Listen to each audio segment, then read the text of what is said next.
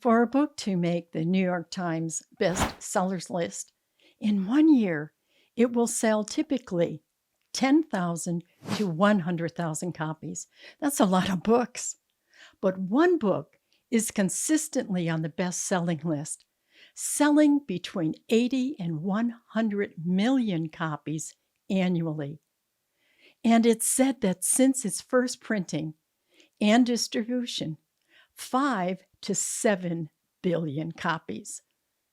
You probably can have a good guess. It's the Bible. But there's so much more to know about the uniqueness of this book that sets it apart from all other written material. How reliable is it? I hope you'll join me on this podcast as I take a different look at the Bible, how it was constructed, and attempt to answer the question on how accurate is it as it's been passed down through the centuries. Has it been adapted, rewritten, reinterpreted to fit the changing culture? You can be the judge of that.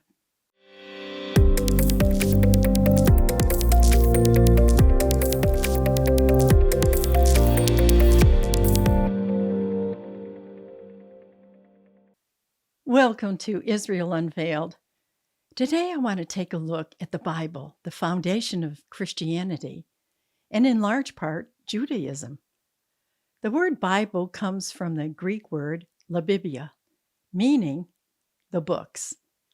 It's a collection of 66 books in one, 39 in the Old Testament, and 27 in the New Testament. The word testament actually means covenant. And covenant was an agreement that's entered into by two parties that was binding, with terms that cannot be altered and had serious consequences for breaking it. The word testament implies the careful way we're to view its very words. The Bible stands apart from any other book written and is more than a literary piece. Incredibly, it was written over a period of 1,600 years in 3 different languages, and yet it tells a unified story. In its simplest terms, some describe the Old Testament as a historical record of God's everlasting, irrevocable covenant with the Jewish people, reaffirmed through Moses at Mount Sinai. And the New Testament, the story of God and man under a new covenant of grace through Jesus Christ. Consider this about the Bible. It has 40 different authors, writers that represented a diverse spectrum, from kings, fishermen, priests, shepherd, a statesman, peasant, just to name a few. It represents both uneducated and the scholar, Jew, and in the case of Luke, a Gentile. Yet the amazing thing is there's consistency in its theme with no contradiction. Remember, we're talking about a period of time of 1,600 years. There were different writing tools used, the earliest being a form of parchment, papyrus, which were treated skins of sheep or goat. The skins were beaten into thin, long strips that could be then used as a scroll. It evolved by the 2nd century AD into pages of papyrus, stacked, folded, and bound together on one side. It allowed the scribe to write then on both sides, and it's similar to books that we have today. In Judaism, what Christians refer to as the Old Testament is called the Tanakh. It's the 24 books that comprise the Jewish scriptures.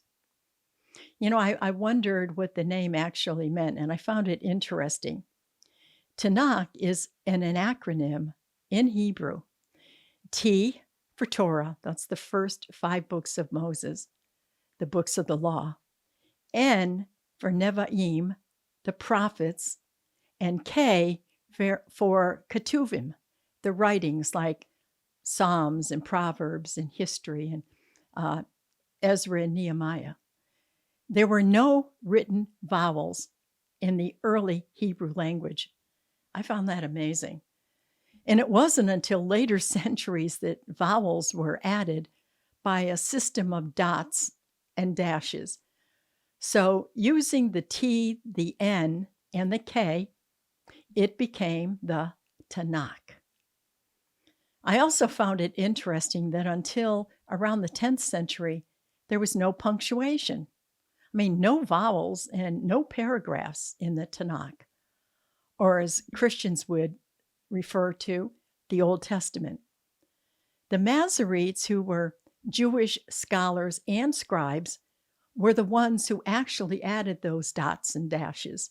They became like vowels to help in accurate pronunciation of the scriptures. When I was preparing for an earlier podcast, I remembered an article that I'd read years ago by Christian apologist Jimmy E. Williams about the Masoretes. He described the meticulous care they took when creating a new scroll. The Tanakh was all in capital letters, and as I mentioned, no punctuation and no paragraphs. So making a new scroll was tedious and really demanded exacting work. The scribe would create a copy, for example, the book of Isaiah. And when he was finished with that scroll, he would total up the number of letters using the original scroll that he was copying from. Then he would find the middle letter of the book, or maybe every 10th letter, and he would compare it with the original. And if it didn't match exactly that middle letter of that copied to the original, he would begin all over again to make a new copy. It's no wonder that when older manuscripts that came from that period of time were compared with the present copies of the Hebrew text, they're in remarkable agreement. He went on to write about that, and he said comparisons of the Masoretic text with earlier Latin and Greek versions have also revealed careful copying and little deviation during the 1,000 years from 100 BC to 900 AD. You know, this is really important because it underscores the truth that the Word of God has not been altered to become somehow more relevant to the times, nor has it been corrupted. Now, why is that important and why am I mentioning that? Many in contemporary society see Judaism, Christianity, and Islam through the lens of three Abrahamic faiths because they are the three monotheistic religions of today. In 2021, Pope Francis, in a visit to Iraq, spoke of their shared foundation back to Abraham and the Chaldeans of the biblical land of Ur. Each is clear about what they believe as set forth in their holy writings. However, the tenets of their faith and their perspective about the Bible vary dramatically, particularly between Judeo-Christian and the faith in the scriptures found in Islam. The core of Christian Jewish faith rests on the Old and New Testament. However, Muslims believe that the Quran corrects the Bible. Why? Because they believe the scriptures, though once genuine revelations from God, were distorted or corrupted over time. And they teach that the Quran, and what they believe were revelations from God given to Muhammad over a period of 23 years, corrected the Bible and is the final revelation of God. For example, though Jesus is mentioned 97 times in the Quran, He is just one of many prophets.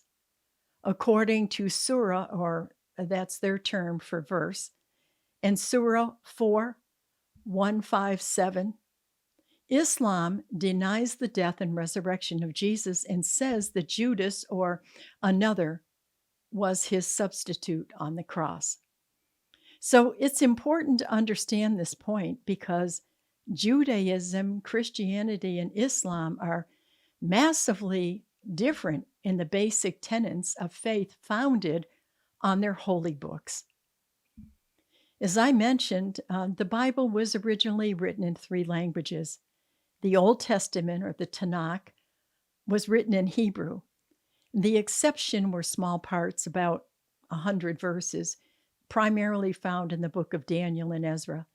They were written in Aramaic, the official language of the Persian Empire. The New Testament was written in Greek, and it was the spoken language for 1,000 years during the Eastern Roman Empire, the Byzantines. In 405 AD, biblical scholar St. Jerome completed 21 years translating the Hebrew and the Greek books of the Bible into Latin that became the Vulgate. And that was the standard version of the Bible in the Western Church for over 1,000 years. I was surprised to learn that it wasn't until the 13th century that the Bible was actually divided into chapters. And then 300 years later, in the 16th century, it was divided into verses. Nowadays, it's hard to imagine what it would have been like to study scriptures without some kind of separation of chapter and verse. For centuries, the people relied on the clergy to read and interpret the Bible for them, but then everything changed. Church reformer John Wycliffe in 1382 oversaw the translation of the Bible from Latin to English. He wanted to make the Bible accessible to the people so that they could know the truth of God for themselves. 75 years later, an invention made that even more possible for the masses. Johann Gutenberg's invention for the printing press in 1455 meant that the Bible could actually become available to everyone. People would no longer be solely dependent upon the clergy. This was revolutionary. There was one more massive change that took place that helped the common man to be able to read and understand the Bible. England's King James I commissioned dozens of scholars. They were fluent in Hebrew, Greek, and Latin for a monumental work. Using all previous works in their original language, they were to create an English version of the Bible in a readable form. It took 7 years through careful scholarship and many, many review processes to write with a standardized wording the King James Version of the Bible in 1607. It was the translation used for 300 plus years, and it stood the test of time as many continue to use this translation today. In the past 80 years, there's come another proof of the authenticity and the accuracy of the Bible today. It surrounds the discovery of the Dead Sea Scrolls in 1947 by 3 Bedouin boys. I told that incredible story in a former podcast titled 2 Discoveries Authenticate the Bible. Hidden in clay jars in the Judean desert by the Essene sect since the Roman destruction of Jerusalem in 70 AD. The accidental discovery of these hidden scrolls included a complete book of Isaiah and fragments from every other book of the Old Testament except Esther. At the time the scrolls were hidden, it had only been 300 years since the last book, Malachi, had been written. So how important was this? Well, we can compare the 2,000-year-old Dead Sea Scrolls with the Masoretic 10th century text and then compare it to the 20th century. And the level of accuracy is amazing. In his book, Can I Trust My Bible?, Old Testament scholar, the late R. Laird Harris, concluded this: "We can now be sure that copyists worked with great care and accuracy in the Old Testament, even back to 225 BC. Indeed, it would be rash skepticism that would now deny that we have our Old Testament in a form very close to that used by Ezra when he taught the word of the Lord to those who had returned from the Babylonian exile."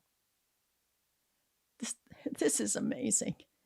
We're living in a day of historical facts and new discoveries that continue to authenticate the Bible. Can we trust the Bible? I see more than enough evidence that we can. We must not be deceived by the twisting of Scripture, of the very words, to validate any opinion, to follow Paul's instruction to his second letter to Timothy. Be diligent to present yourself approved to God as a workman who does not need to be ashamed, accurately handling the word of truth. I hope you've learned something new about the Bible that's changed lives, too many to count. Its words continue to comfort and encourage, challenge, and direct my own life. And I hope yours as well. Be confident in it. Its promises are true. If you found the podcast interesting, I hope you'll click like and share. And to see other podcasts on a variety of subjects about Israel, the Jewish, and the Christian community, simply click subscribe. Be blessed and shalom.